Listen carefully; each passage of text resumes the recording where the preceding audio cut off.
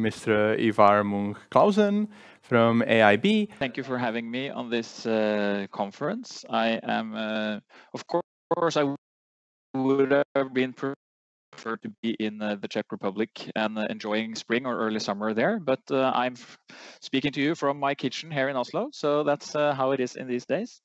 I can just say I think the previous speaker was a very interesting start of the day, and from Norway's side, I can assure that we're helping out with solving the German issue. We are just the North Connect cable that connects Norway to Germany is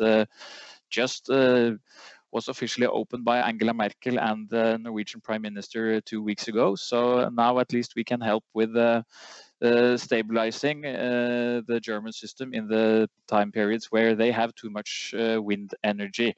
Of course, the discussion on the internal grid in Germany is something else, but at least things are happening. I now am going to turn to the issue of the guarantees of origin and from my role as AIB board chair. And I think that some of the points that our previous speaker gave is very important also in this context, because I'm an economist by trade or by training, and I personally strongly believe in the things we can do for the environment that are also economically sound. The only way of getting where we need to go is, in my mind, by going green with black numbers. If we trust ideology alone, I don't think it's possible to make the change we need to make. And the Geos system is a part of this solution because it is a system that gives the green renewable energy sources a little competitive edge compared to the gray and non-renewable energy sources. And these kind of mechanisms where doing the right thing is what gets us in the right direction is what I personally believe in. But of course, as an economist, I also know that we can't trust the market alone. So now I'm going to give you some insight in the framework and legislation and standards that we adhere to in this Geo system. So let me now see if I'm able to share my screen. Yes, now you can see my screen and it looks like you can see all of my presentation. So I'm sorry, but my presentation deviates a bit from what is in the program when it comes to title. So I'm going to talk about how to disclose electricity consumption from renewable origin. And there we go. So in the simple world, it would be easy. One windmill, one house. You see the arrow is green, you know what you get. One producer of electricity, one consumer of electricity. Simple. I want to consume renewable energy. I know this is what I get. But unfortunately, the world is not like this. There are multiple energy producers. All energy is fed into a grid, and then there are multiple consumers on the other end. And since the flow of electricity is based on physics, it is no way to know or to influence what kind of electricity a specific consumer is consuming. So we put both green and gray and black and nuclear and whatever electricity on the same grid. And there the electrons move around according to the laws of physics and not according to the laws of economy. So our big question is, how do we create consumer choice in this kind of market? How do we allow the consumer to influence anything when it's the laws of physics that decides what they actually get delivered?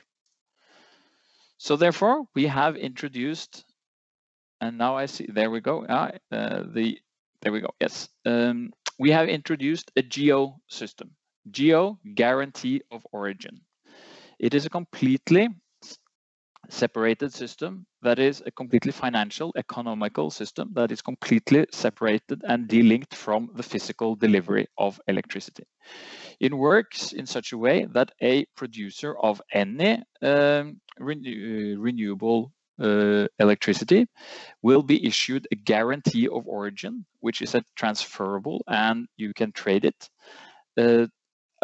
completely separated from the physical delivery. So when you produce 1 megawatt hour of green electricity, you get 1 geo, and this geo can then be used by a consumer to prove that the equivalent amount of electricity that they have consumed has been produced in a renewable way. And that is the one and sole purpose of the geo. It allows a consumer, a big consumer, private consumer, whatever, to make a claim saying that the same amount of electricity that I have used has been produced from a renewable source. So thereby we bypass the entire problem of the physical infrastructure, and we say that, okay, the consumer can choose green electricity by buying geos. So in this way, we give a little competitive edge to the renewable sources. And the European Union has agreed that this is a good idea. So in the current Renewable Energy Directive and the one that is put into place beginning of next month, the RED II, the geos are defined as the sole means to disclose, which is our tribe language for claiming. So the geos are the sole means of disclosure for electricity and actually now energy consumption, because it's being broadened out with the RED II. So it used to be only electricity, but we're moving to expand this scheme to work also for electricity and cooling and heat. Work also for gas and cooling and heating, etc. So if you want to make any claim of your electricity origin, you have to use a geo. The different countries have different sort of approaches to this, but you're not allowed in any country as a power supplier to say that the electricity supplied to a consumer is green unless you can prove it by the same amount of geos. And trading in this aspect is a bit complex because geos are, for all practical purposes, trading of trust. When I, as a consumer, and of course, being AIB board chair and working with this at Statnett, I have geos on my private consumption. So that means that I trust my supplier to cancel the same amount of geos that I use every year. That supplier also have to trust that the issuing body, in this case being me, issues only the correct amount of certificates for the electricity that has been produced. So this whole system, where there are no physical products changing hands, it is only trust changing hands, saying that 1 megawatt hour has been produced. Someone has controlled that 1 megawatt hour has been produced and that 1 geo is issued for that megawatt hour, not more, and that this 1 geos has been transferred to the correct end user or representative of the end user, and that representative has used this geo once and only once. So in all of this line, it is only trust that we're actually trading. So therefore, let's see if it there. In one of the strong advices I come with when I speak about the geosystem for people that are looking into this market and potentially want to expand the market, you must remember that the geosystem is a trust system. You handle in trust, and therefore it's very fragile. So I welcome a lot of new ideas and entrepreneurish approach and creativity in this market, but it must be under the clear, I wouldn't say assumption, sorry, my English is failing me a bit today, but under the clear pretext that you mustn't go too far, because if we break the trust, then the whole market becomes valueless. Last year, or as you can see on this slide, you see that geos are not just some imaginative thing. It's a lot used. Last year, we got close to 900 terawatt hours of cancellation, meaning use. of Geos. So 900 or 840 something terawatt hours all over Europe were disclosed, meaning that there was a link between the renewable production and the consumption of a consumer. And what's amazing is that this is 100% voluntarily in most countries. You don't have to buy Geos. It's a choice consumers have in order to be allowed to say that they're renewable, but it's not something they have to do. So, does it have impact? I would say definitely yes. For a voluntarily scheme, I think Geos are probably among one of the more successful ones. You may have heard of the RE100 initiative. It is an initiative for big corporates or companies that want to become 100% renewable. And within this RE100 initiative, the only way to disclose energy consumption is by using Geos. And this 100% voluntarily project, last year, the total consumption of their members, of their 260 plus members, was 278 terawatt hours of electricity per year. That's twice the electricity consumption of Norway.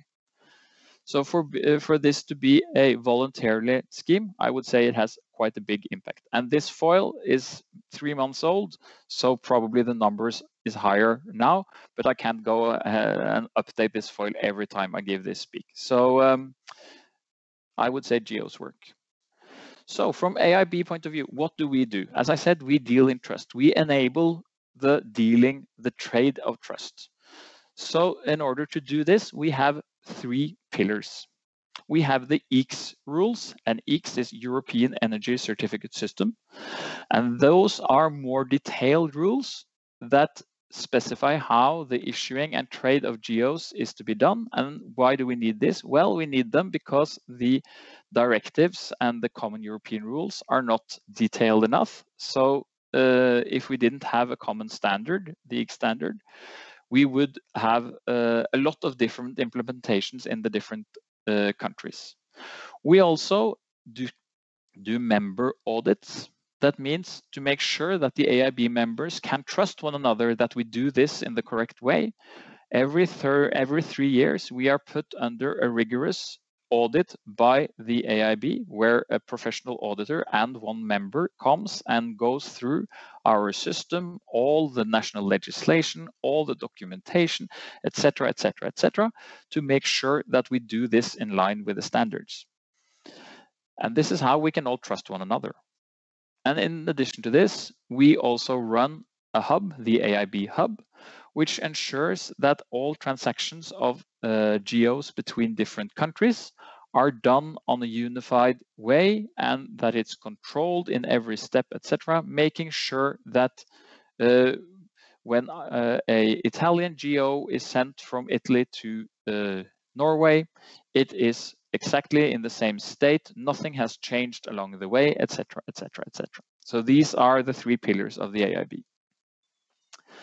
Yeah, and as I said, the law is not enough, or the common European directives are not enough, because there are differences in national markets. I mean, if you compare the French electricity market with, if I remember correctly, 97% of the supply being done by EDF, or they're probably not called that anymore, sorry. It's some years since I worked with a regulator, but at least 97% of the electricity supply being done by the former nationalized supplier, and the Norwegian, where most consumers change electricity supplier within a 2 or 3 year period. It's obvious that you need some different approaches in these different markets.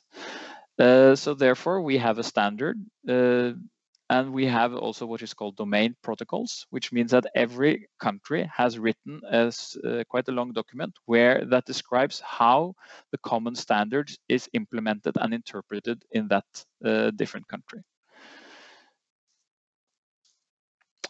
So this is the geographical scope of the AIB. We aim to include all the European Union members, and then coming from Norway, not the European Union members. I also inform you that we include the EEA countries, Norway and Iceland, the European Economic Area.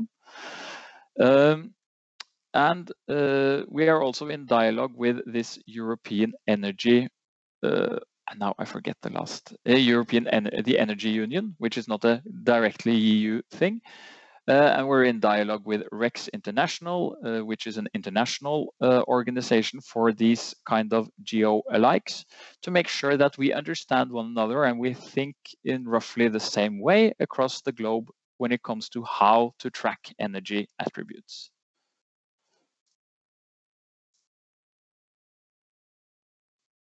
Yeah, the last point there is, or the two last points there are of big interest. We are now moving from electricity only to also including gas. The EEC scheme was always designed to be able to track the attributes of different energy carriers. But up until now, there has been no market interest for this, so it has been laying dormant for, I would say, 10 years. But now, over the last couple of years, since the decision regarding the RED II, the part of the gas scheme has been brought back to life, and we have now quite a lot, or 5 active members that are working on designing the gas scheme. And several of our our AIB members have already been appointed what we call issuing bodies from their national government, so that they are also responsible for this process when it comes to gas. Yeah, I've said something about the importance of trust, and these are the steps that we need to make sure that are correct in a geo system and a reliable system. It's about making sure that every production device is correctly registered, that we make sure that their meters are correct, and that the metered production is metered according to the general standards, etc. So that when we issue a guarantee of origin, we are certain that it is correspondent to 1 megawatt hour being fed into the grid. And then, of course, we make sure that the issuing happens according to the measured production. We make sure that every transfer of geos between one economic entity and another is done in a safe manner, and that the geo is immutable, it's not changed anyway during the process. We make sure that when a geo is used, which is in our tribe language called cancelled, that it can be cancelled once and only once. And we also provide the necessary information for disclosure, so that the users of Geos get a certification proving that they have cancelled the correct amount of Geos, and that they can use these for their audits, financial audits, or not GDP, of course, but GGP, Greenhouse Gas Protocol audits, or other kind of audits. So we provide them with that kind of information. And then sort of to go into the, I mean, this is an audience of geeks, I imagine. So let's go into the really geeky stuff and see what do we actually provide of information on an EEC certificate. This is a generic certificate. There it goes. Sorry, it's much quicker on my screen than on the YouTube. But as you can see, we provide information of the energy medium being then electricity, and product being geo. So that's not of much interest. We provide information of production period, start and end dates. And as you'll hear later today, there's a lot of interest in this time period because, as also the previous speaker touched upon, renewable energy sources are not producing at 100% capacity day around 365 days a year. It goes up and down according to weather and other factors. So if you want to make sure that you are consuming renewable energy, you might want to match on a finer granularity. It might not be enough for you to know that within 2021, the same amount of green electricity that I used was produced. You may want to match it and say, yes, I made sure that it was a matching amount in each month, January, February, etc. You may want to go down on daily level, saying, yes, we make sure that the same amount of green electricity was produced on Tuesday, what would it be, 8th of June this year, as we consumed Tuesday, 8th of June this year. And some are even thinking, yes, we want to match this hour by hour. And then we need to make sure that the certificates reflect this so that it's possible for the consumer. Energy source is of importance for a lot of consumers. They want to know: is it hydropower? Is it wind? Is it solar? Is it bio? What is the source of this renewable energy? And then also, is it a big plant? Is it a small plant? As I said earlier, when I showed you Mr. Burns and the tomato bottles, we want to enable consumer choice. And that's a consumer choice for many attributes. Some are only interested in plants of a certain size. They are against the huge dams being installed in the mountains of Norway or France or whatever. So they only want to buy electricity from small plants. That's why we have all this information, so that it's possible for them to make the distinction and buy the type of energy or the type of guarantees of origin that they want to do. And also, it's of much importance for many whether or not this energy has received any government support. Some don't want to buy Geos where the energy production have received government support. Others don't care that much. So we enable for that. And when we now move towards gas certificates, there will be additional fields so that we enable the same kind of choice when it comes to different type of gas. So the AIB, we are guarding our standard. We are guarding the trust that is given to us by the European Union and our members. We are constantly developing our standards and making sure that it's in line with the market needs. And we are expanding both in type of member base and also now very much so when it comes to different energy carriers. So if I now remember correctly, this was my last slide. Yes.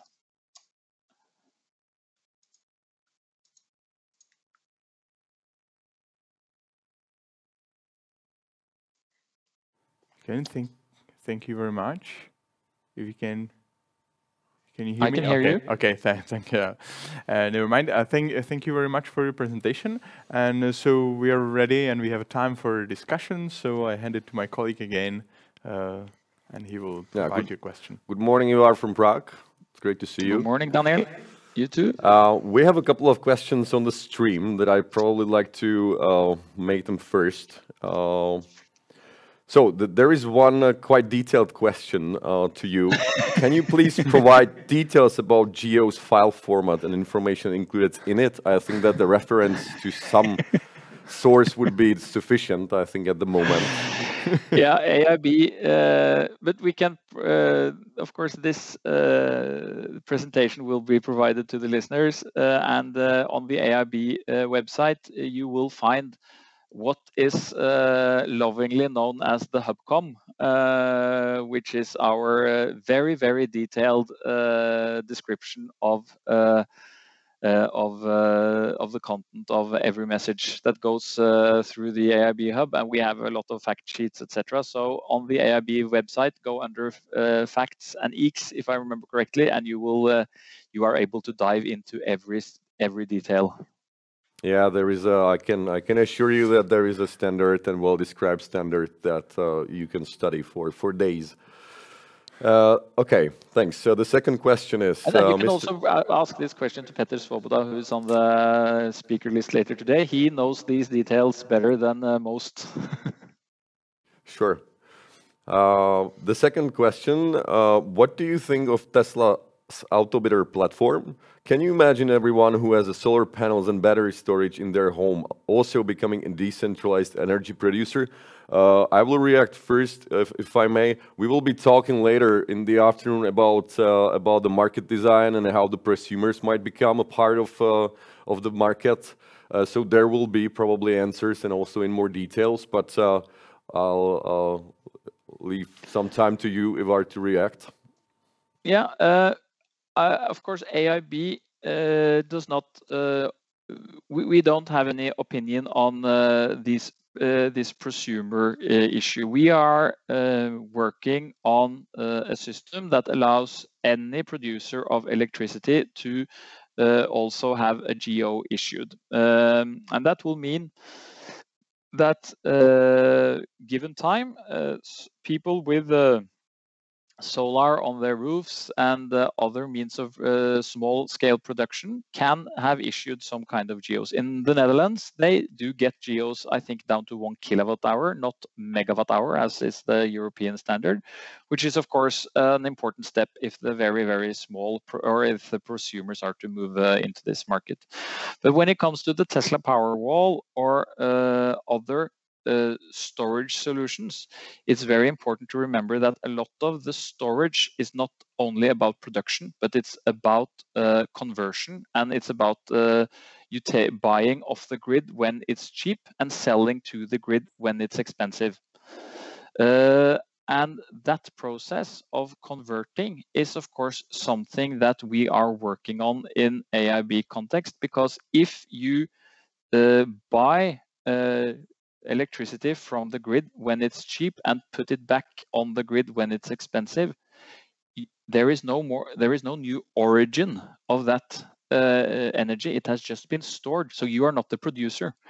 And if you combine that with solar on your roof, then we have a pretty complex situation where some of the electricity you supply to the grid is produced by you and you can vouch for its origin, and some of the electricity is purchased from the grid.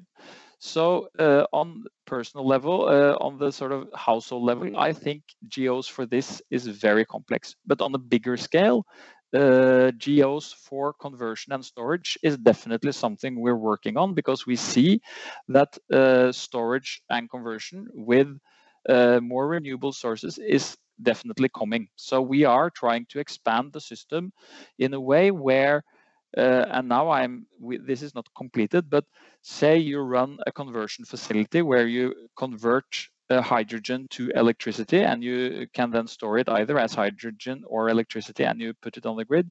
You need to cancel geos from the originator in order to issue geos after your conversion.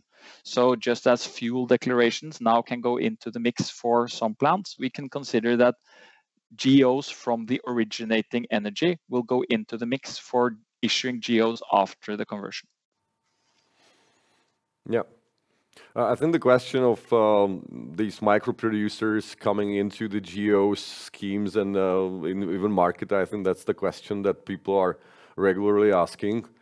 I think you in Nordics, you have more experience so far with that than we do here, but these kind of questions are starting to pop up actually also here. Yeah, and I fully understand it, and I think it's as I said initially, I think going green by black numbers. So anything that can contribute to making these kind of investments profitable for the consumer and for is a good thing.